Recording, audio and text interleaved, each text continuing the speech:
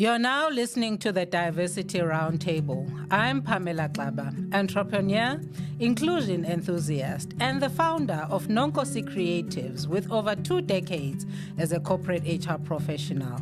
My goal is to give you insights into conversations with entrepreneurs and corporate professionals who have insightful stories of triumph and leadership. I uncover my personal journey from cultivating diversity and promoting inclusive communities. We'll also find out why building a prosperous society is vital for leadership roles. Subscribe and get ready to rise, lead, and help define the spirit of South African excellence. Good day. Thank you for coming in. Thank you for tuning in. I am your host, Pamela Klaba, for the Diversity Roundtable.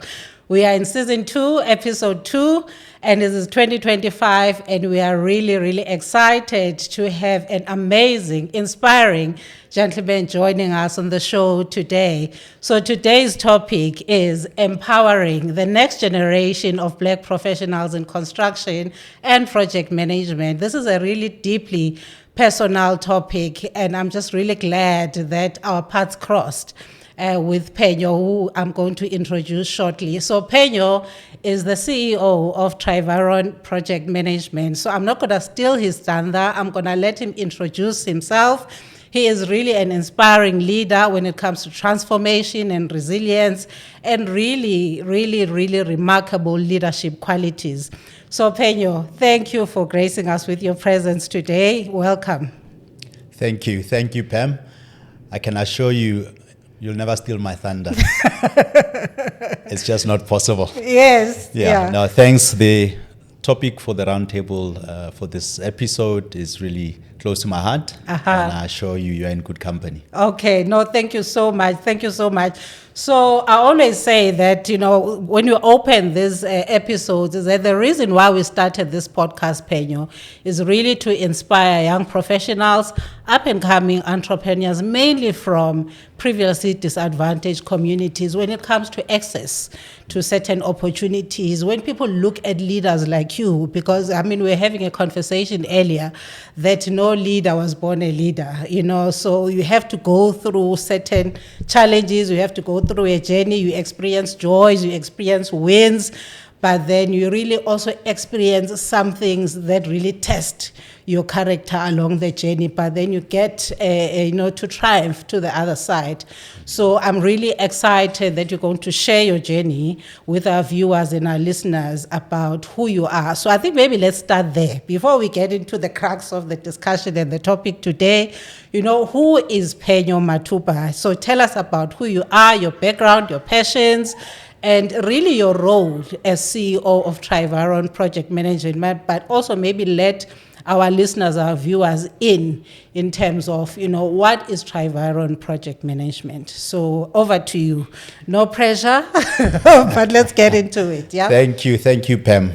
Look, it's a path I've walked for so many years, so it's very easy for me to talk about. So I'll start with Phenyo, the person. So my background from an experience and qualification point of view is within the built environment, particularly construction project management. Yes. I studied at Wits, BSc Building, and moved quickly through construction sites and found myself in the field of professional construction project management. And I think I was fortunate that at that time, that's when the discipline within the built environment was being formalized, was being professionalized, so to speak. And I learned very quickly from very knowledgeable people. So I grew in that space into what we understand as development management. That's when now you're on the client side of the game. You're not just a consultant or a service provider, but service providers are at your service. That time was at Sun International. Now that's the last company that I worked for before I established Triviron Project Management with an ex-business partner that I had. Yes. The growth from 2006, Pam, has been phenomenal.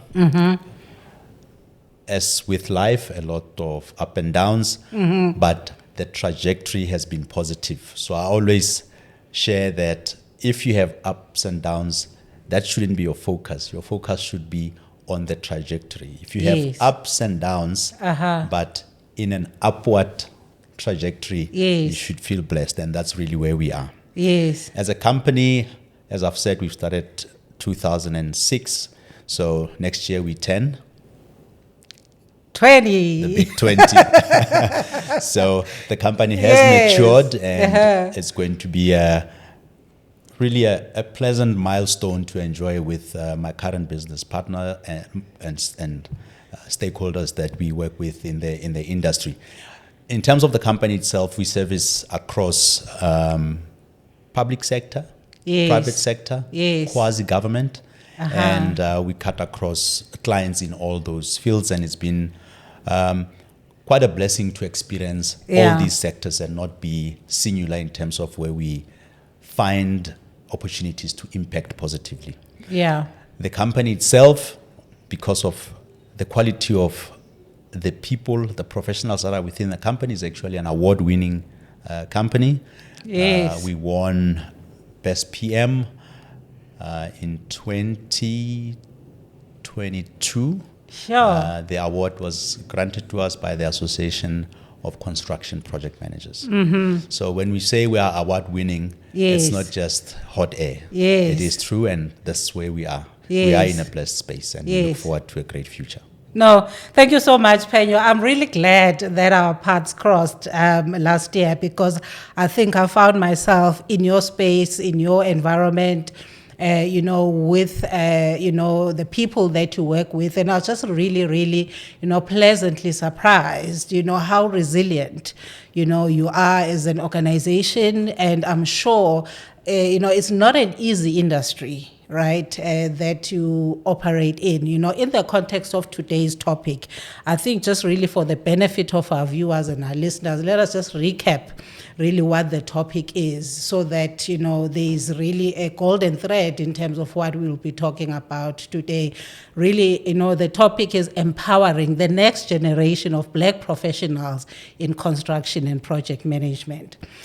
So that gives me, the lead that says, when you look at this industry and its evolution, so what have you seen, let's say in the past decade, as far as diversity and inclusion is concerned in this space, in the context mainly, how have Black professionals, how have you seen Black professionals either thrive or overcome challenges in this space? Let us into that context. Thank you for that question, Pam. So, South Africa is such an interesting mix or blend of ironies. Yeah. So I can't answer this question honestly and truthfully without separating the industry in terms of the two significant sectors, being the private sector and the public sector. So when you talk about diversity and inclusion, and I'm intentionally saying it is unfortunate because the two offer or reflect very different realities. Within the public sector, most Black professionals are indeed finding space for professional expression. Yeah. Most Black companies are finding opportunities within the public sector, and we all know why that is the reason. The reason is because government has been very intentional in transformation, be it through BEE codes or sector empowerment goals that are set in bids or in service level agreements and contractual documentation that a company has got to conclude when engaging with government. So there's been a lot of transformation in that space. However, one also, if you peel the layers slowly, you also get to realize that the transformation is within a certain bracket of projects from a CapEx point of view. Yeah. It is true that the larger projects, even within the public space, is still dominated by white-owned companies. This is a fact. So let me park that in terms of public sector. When you get to the private sector, and I think just to contextualize this for you and the listeners, an example or a picture of private sector built environment space is your Sandton, your Rosebank, Cape Town City, where there's private and private developments. Now, if you look at the project boards on a typical office park or hotel development or retail center development, you will hardly see black companies reflected on that project board. It is a fact that big private developers still employ, in the main, untransformed white companies. It's very difficult as a black company to break that space. And Pam, for me, it's been a long slog and a long fight to break into that mold, and we will continue to fight. We do succeed here and there, where we do capture private sector clients. So I'm not hopeless in that regard, but I'm just sharing that it is a lot more difficult. Yeah.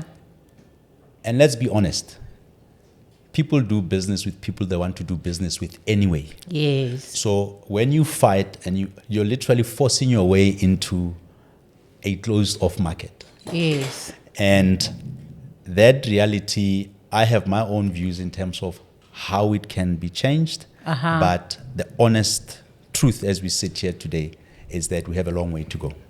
Yeah.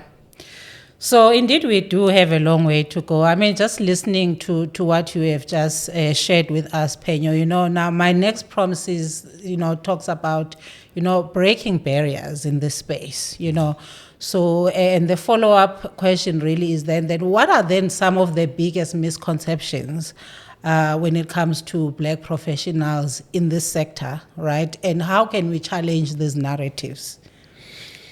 So, Pam, I have a saying that I share openly with my team in the office and to stakeholders. Yeah. As a company, we are excellent. Yes. So we are excellent at what we do. Yeah. We happen to be a black company. Yes. There's nothing that irritates me as hearing this thing called black excellence. There's no black excellence. Yeah. There's no white excellence. Yes. There's excellence. Yes. Yeah. This is the ethos I really drive into the organization and into our team.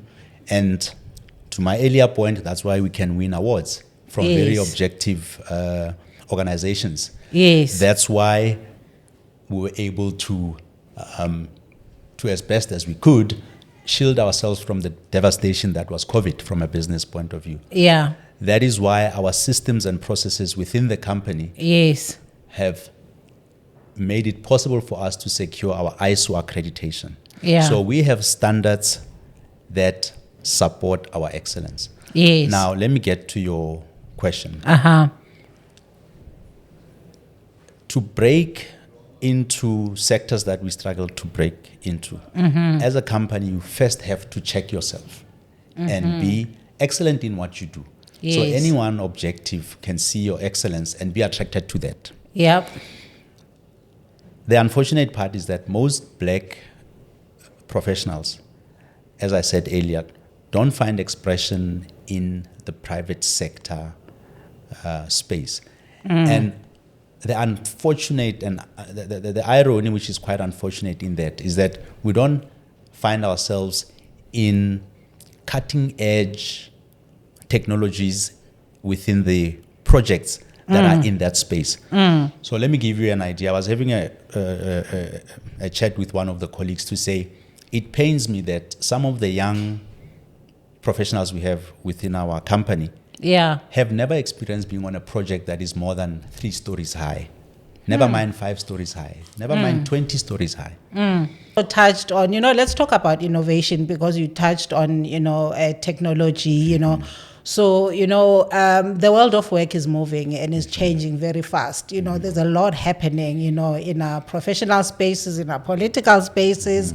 and one really has to stay abreast in terms of, you almost have to be like, look ahead and be like 5 years, 10 years ahead, in terms of, but, having seen, what's happening in this environment or in this sector, so what technological advancements or sustainable construction practices have you come across, and how do people like you that operate in this space stay ahead or stay abreast with these trends as far as technology is concerned, given the future of work, of course? Thank you. Yeah.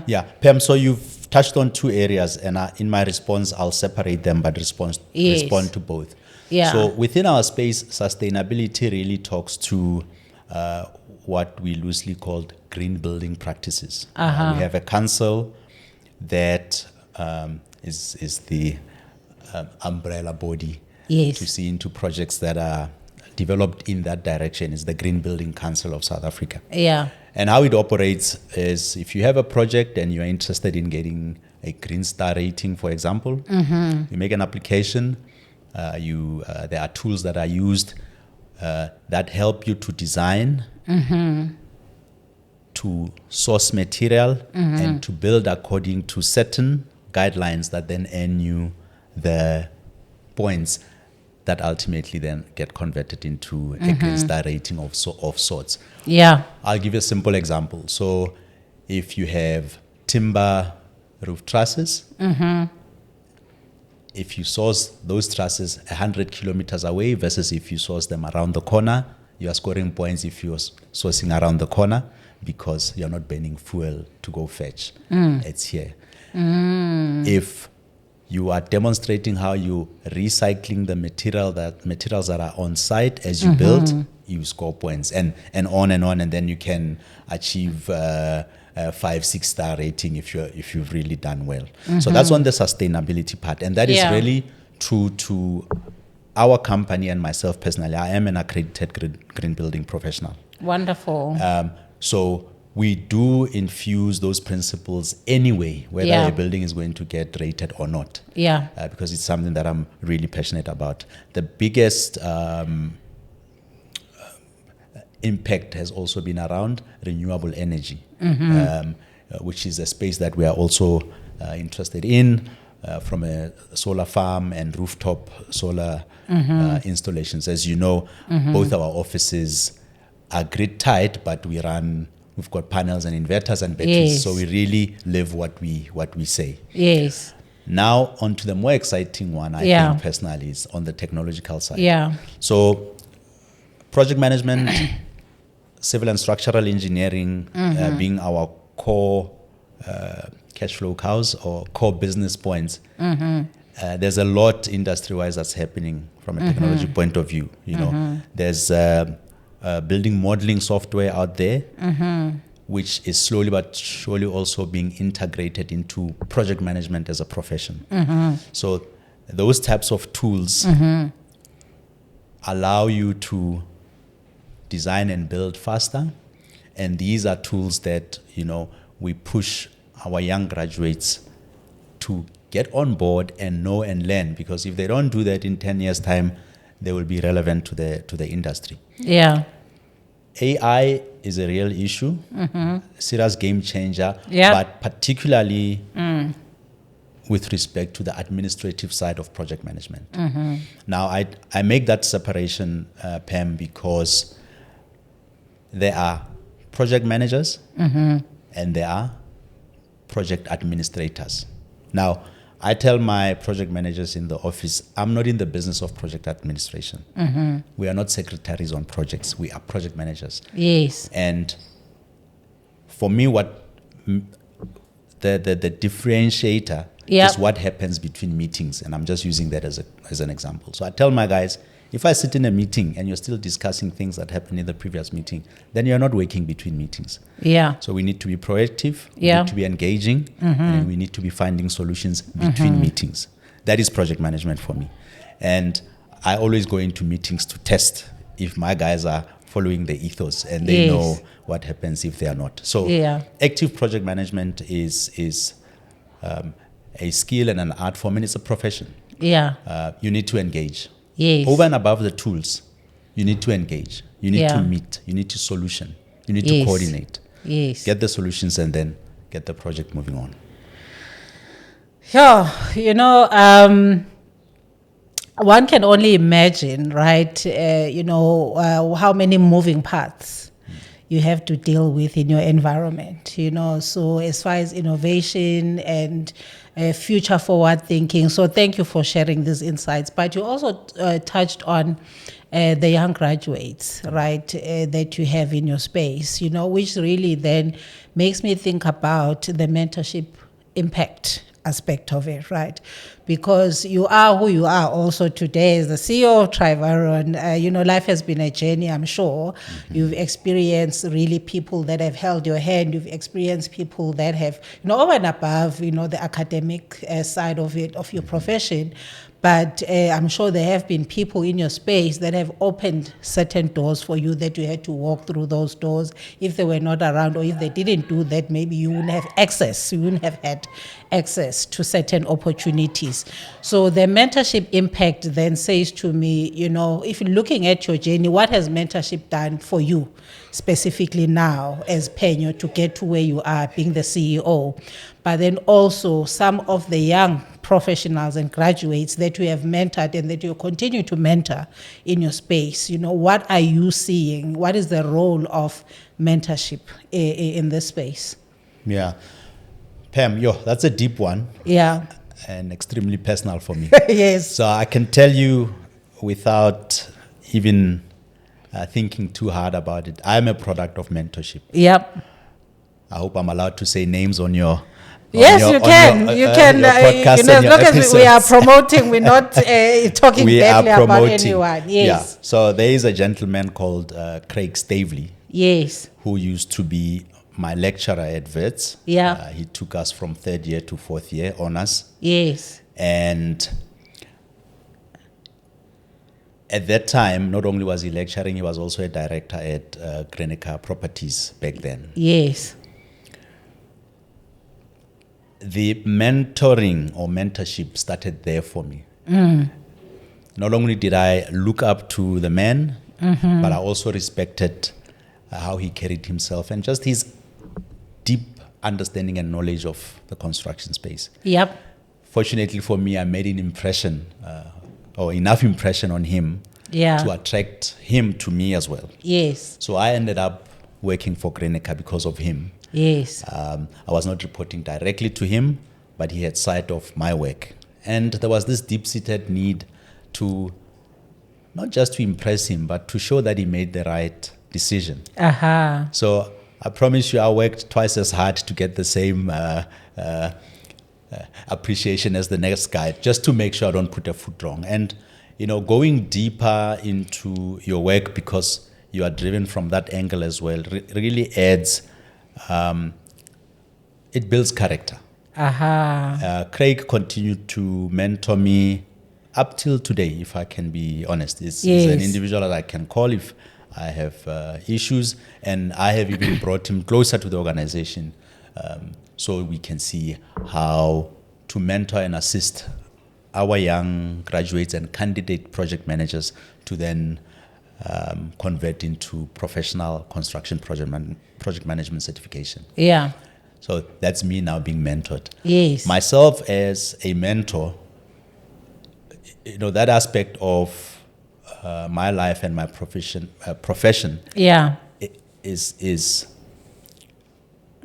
So I make intentional steps and moves to make sure I mentor, and I'll use one of our staff members as an example. There's a young man called Letseho, who came from a background that had nothing to do with our industry.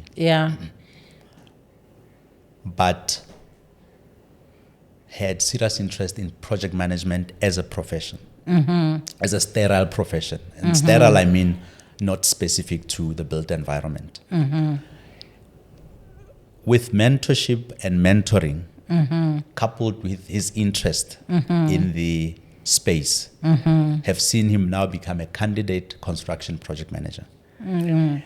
So we made sure not only do we mentor him, but Yeah. we also expose him to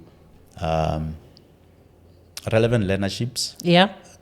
relevant certification, so that he gets the understanding of the bricks and mortars and the concrete that we have to deal with Yes. over and above the clinical sterile project management qualification that one would get from I'll make an example like your Damelins and these Yes. other institutions that will give you project management that you can Yes. take into IT, Yeah. into construction, Yeah. even into law, Yes. but not necessarily linked Yes. to our space. But he's been able to transfer that technical project management, sterile as it Yes. is, into our space. And because of his attitude and interest, Yes. he's really going to become a professional construction project manager in not so distant future. Yes. No, thank you, Phenyo. That is like really, really awesome, because it's very important that we also appreciate people who make intentional steps to actually pay it forward, right? Because certain things don't just land, on a silver platter, on your lap as a silver platter. You made a point that you had to work twice as hard, just to be able to be recognized and for someone to see the value that you bring to the table, right? So, but then also let's then, building on that, let's talk about then challenges in representation, right? So what sort of then challenges, because you're saying you had to work twice as hard, right? So you must have then also faced certain challenges as a progressive leader in this industry. What have been those challenges for you, and how can young professionals that face similar challenges handle, this space? Yeah. So I'll answer that question, Pam, in two parts. First part at a personal level, where you are yearning for professional expression within Yeah. a space. Yeah. Now, I'll share with you, while at Grenica, Yeah. working twice as hard as I was sharing with you, Yeah. there was an opportunity to work for it was a new manufacturing plant in Roslyn. And just to give your listeners a bit of context, so I'm a 76 boy, so I'm not as young as I look. So Yeah. you can imagine now, I am coming into this space extremely untransformed. I mean, it was literally, 4 or 5 years after our democracy. Yeah. Right? Yeah. So you can imagine, if it's still hard now, you can imagine how hard it was. So still now, black professionals are still far in between. So you find yourself that when you're particularly in the private sector, you find that more often than not, you are the only black face at the table. Yeah. Now back to this Grenica experience I want to share. So I'm excited to now be given this opportunity to be involved in this manufacturing plant in Roslyn. Fast forward maybe a month into it, I get told, no, you don't need to attend these meetings anymore. So I had to ask my immediate reporter to say, but what has gone wrong? He was too embarrassed to even share exactly what the issues were. I had to get it from the same Craig, who is my mentor. And I sat him down, I said, Craig, you have to come. Someone has got to explain to me what the issue is. Yeah. And I was told, Craig was open and honest enough with me to say, Phenyo, actually, the client doesn't want to see you because you're black. He doesn't want to see a black face at the table. In those words. In those words. So that's how I got taken off the project. Now, if that can happen, spare thought for our kind in the space. There's been a lot of movement, there's been a lot of transformation, yes, but we are nowhere near getting past the perceptions and such ignorant behavior. On the business side, which is the second part, like I say, we, as a company, we strive for excellence. Yeah. We make sure that our systems are in place. We make sure that we train and tutor and mentor and give our staff members opportunities to register courses and get certifications, be on candidacy programs, Yes. flip those candidacies into professional registrations. And we pay for all of this. Yes. Because not only is it something that I believe in, Yes. but I know it will bear fruit. Yeah. Because the quality of the people within the organization will reflect Yeah. in the quality of the organization. So, yes, it's still challenging, but I'm comfortable that with our focus on our professional conduct Yeah. and excellence, Yeah. we will attract those opportunities because people will see us for what we are. Yes, sure. No, we have really come a long way. You're actually making me very emotional because I'm just trying to imagine how you must have felt hearing those words, right? At the time when you were taken off that project, those many, many years ago. And, you must have thought really is that maybe you have the technical expertise, you have this, but just mainly because of who you are, something that you cannot even change about yourself. It's really a deeply personal journey, but we are here now. We are here. We are here now. Let's talk about leadership and soft skills, right? So, because obviously you are in a very highly technical environment, so over and above just the technical expertise that are required, So what type of leadership and skills and soft skills that you would probably share or advise, that are required in this space, as far as trying to progress, especially for young professionals, how should they be showing up, over and above their academics, over and above their technical know-how or expertise, just in terms of leadership context and soft skills. Yeah. Sure, Pam, that's a big one. Also very personal, but I'll bring it to where you want us to go in terms of the question. So, first thing I'll say to anyone is, regardless of the environment you find yourself in, technical or not, be who you are at a personality or personal level, but be professional. Yeah. I'll make an example of myself. This is a safe space, Musna. Yes, absolutely. So, yes, I've done a lot of, or I've gone through a lot of, what do you call these personal traits? That the Conameras, the yes, assessments. personality assessments. Yes, yes. So I know Yeah. what I am Yes. from all of those assessments because I've always said the same thing. Uh-huh. So if you know the colors, I'm an orange and yellow guy. Yes. Right? Yes. So conflict for me is serious heavy lifting. But I have to face conflict Yes. because I couldn't have been where I am if I was running away from challenges Yes. and conflict. Yes. But it's how you carry yourself in conflict. Uh-huh. So I don't lose myself. I don't Yes. lose my personality Yes. when I'm in conflict, but I get the results that I want. Yeah. So be genuine, intentionally so, in how you come across and how you carry yourself. Uh-huh. But be professional. You get reds who can be very aggressive. And I also say, know yourself. Yeah. If you are a red Yeah. and you are mindful about behaving and being professional, Yeah. you will know not to scream at people. Yeah. You will know not to be disrespectful in Yeah. how you address others. Yes. So it's self-awareness. And this Yes. is what I preach and share in the office. Yes. As a leader, you won't find conflicting views about me in the office. I'm Yeah. very consistent, but the main thing is I'm not one to hover Yes. behind people's backs to see what Yeah. they're doing. Yeah. And I tell them all, we appointed you here because we trust the quality of the education you have. Yeah. We trust the quality of the experience you have, if you have experience. Yes. But more importantly, we trust that you are here wanting to find professional expression. Uh-huh. So you can express yourself professionally, and we will give you the space and the tools to do so. Yes. Just be professional. Yes.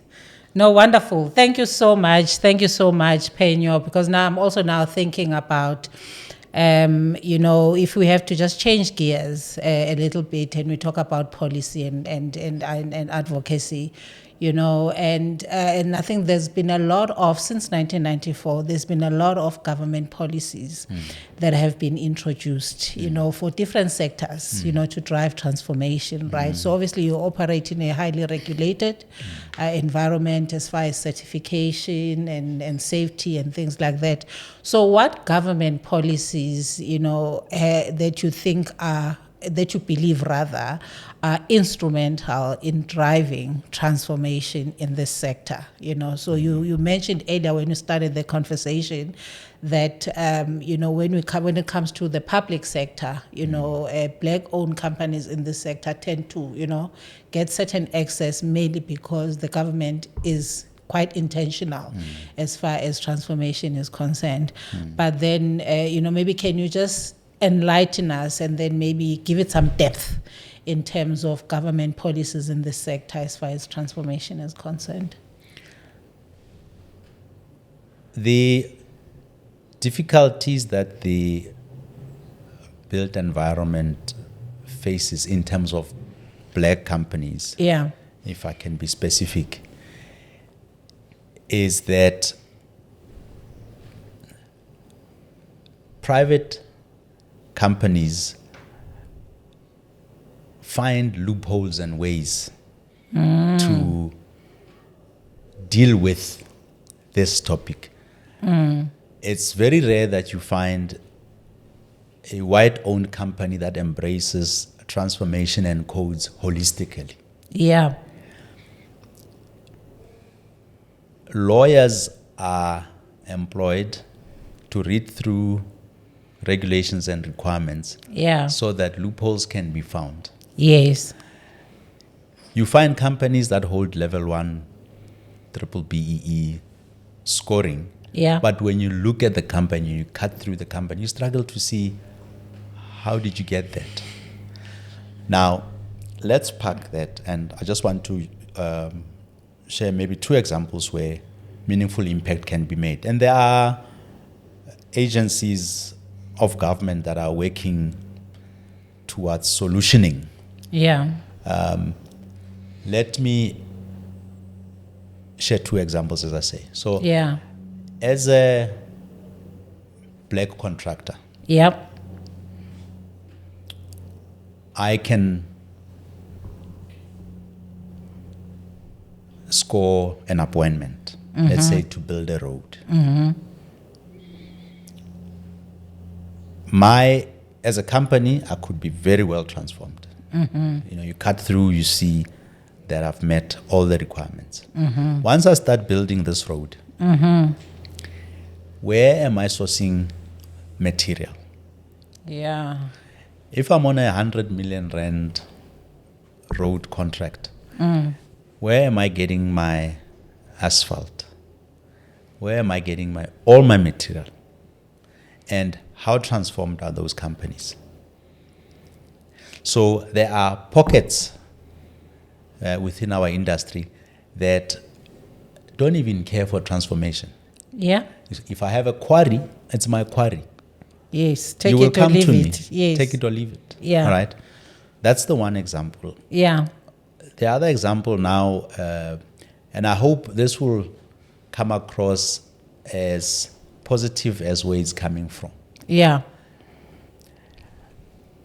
If you are a white developer, you still have to submit plans at the municipality for them to be approved.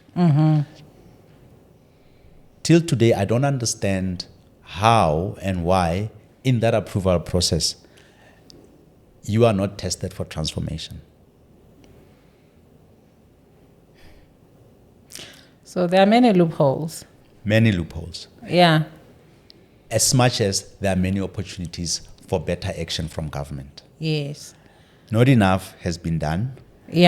And I hope, if we look forward, I really hope and pray that the areas of impact that are uncomfortable will be addressed directly. This is really quite a broad topic. It's broad. I've tried to touch everywhere that I can within this limited time, but I hope we get where I'm going. Yeah, Yes. government needs to make some tough decisions. Government Yeah. needs to make some tough calls. Yes. Ruffle feathers here and there. Yes. Okay, so as we're about to close, because we are almost there, right? So let's just really touch on access to capital, right? Both as an opportunity and as a challenge, right?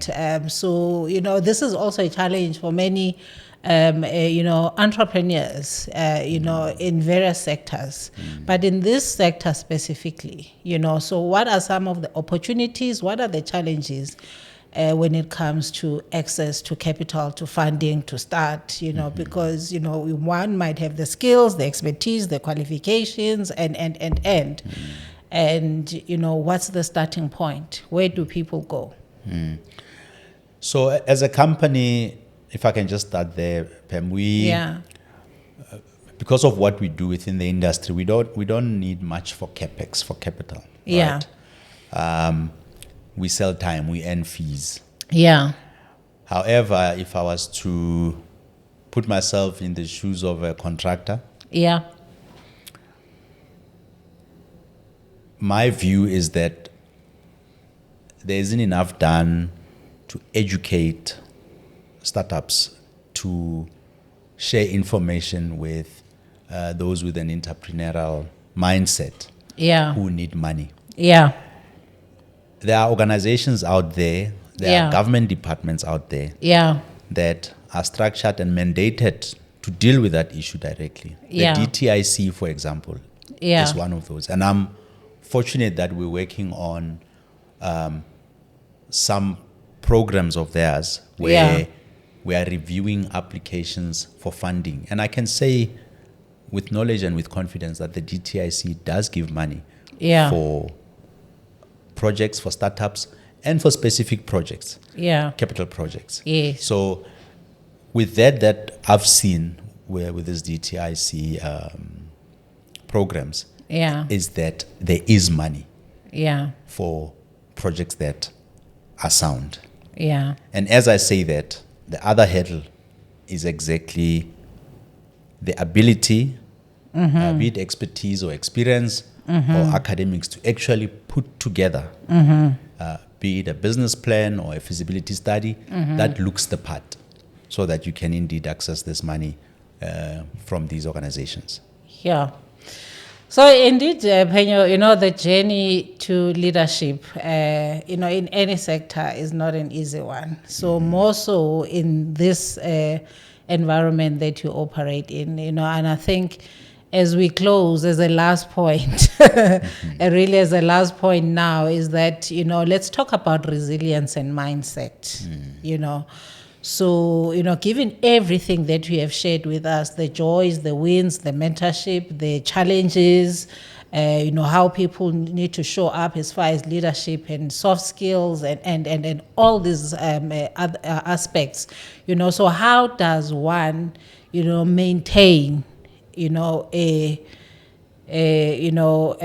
giving up is not an option mindset, a resilient mindset as far as leadership in the space is concerned, as far as resilience that is needed to overcome the hurdles that one would face along the journey of life in general, but in this really, really highly contested industry that you find yourself in. Yeah. Consistency. Yeah. Consistency is key, particularly insofar as discipline is concerned. Yeah. Pam, let me tell you this. Yeah. You have to respect cash flow. Yeah. And I can tell you for free, we survived COVID only because we were very strategic in building reserves.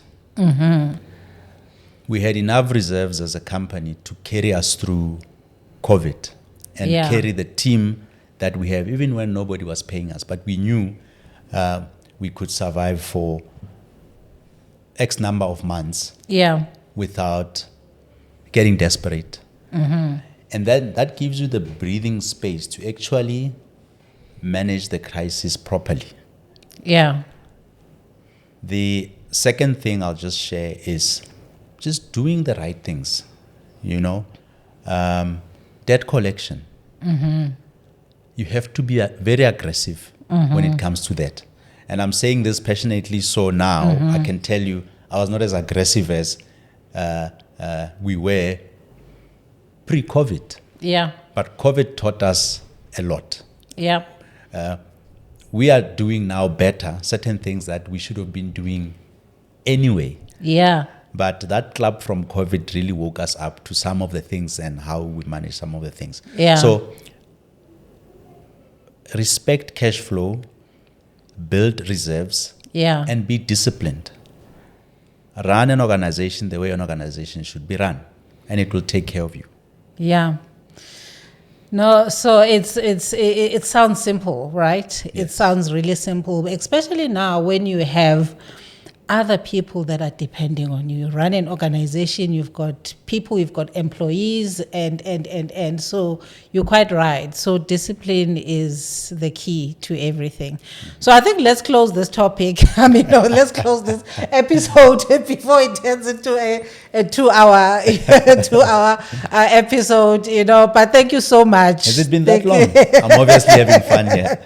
You are having fun. No, thank you so much for sharing with us. I am deeply enlightened. I've learned so much, and I'm sure that our viewers and our listeners, you know, they've got so many nuggets of wisdom from you, key takeaways from you. So as the last point then, you know, what's in the horizon? So we're in 2025, the second month of the year in Feb.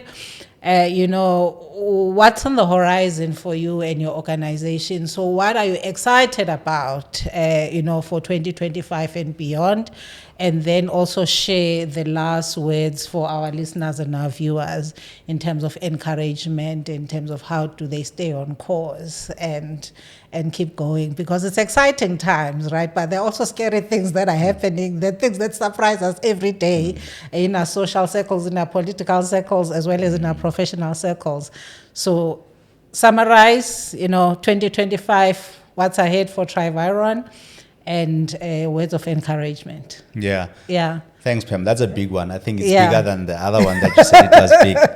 But Yes. if I just bring it closer to home from a Triviron point of view, Yeah. as I said earlier, we turn 20 next year. Yes. And we have ourselves set up for just throwing ourselves at the built environment locally and abroad. Yes.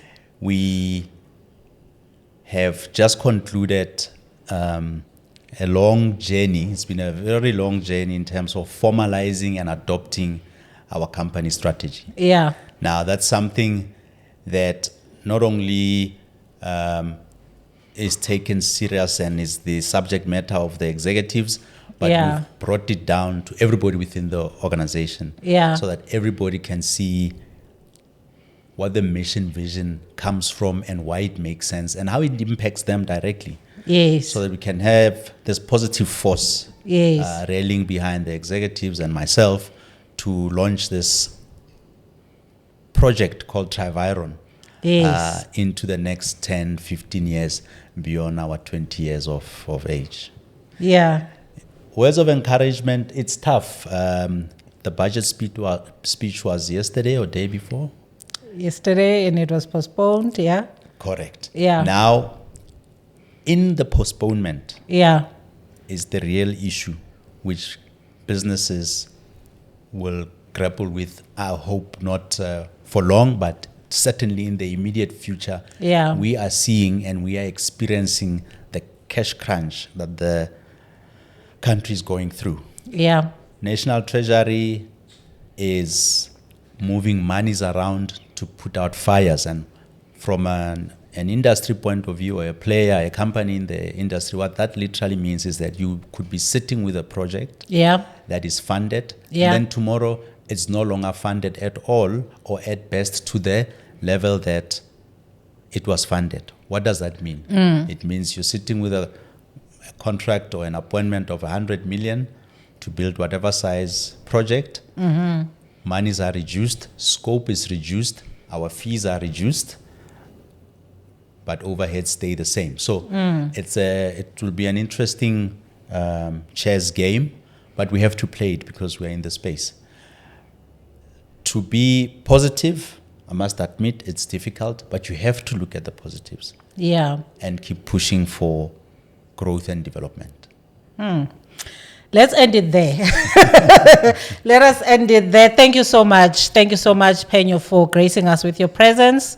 Thank you for coming through, and we really appreciate your time and your insights and just really sharing who you are and your leadership insights as well. We really appreciate you. Only a pleasure, Pam. Yes. It's been great. Thank you so much. So to our listeners and our viewers, you have heard it from the man himself with the topic, empowering the next generation of Black professionals in construction and project management. I'm your host, Pamela Clava, signing out on season 2, episode 2. Stay empowered, stay blessed, and keep moving. Giving up is not an option. Until we chat again in episode 3, stay blessed.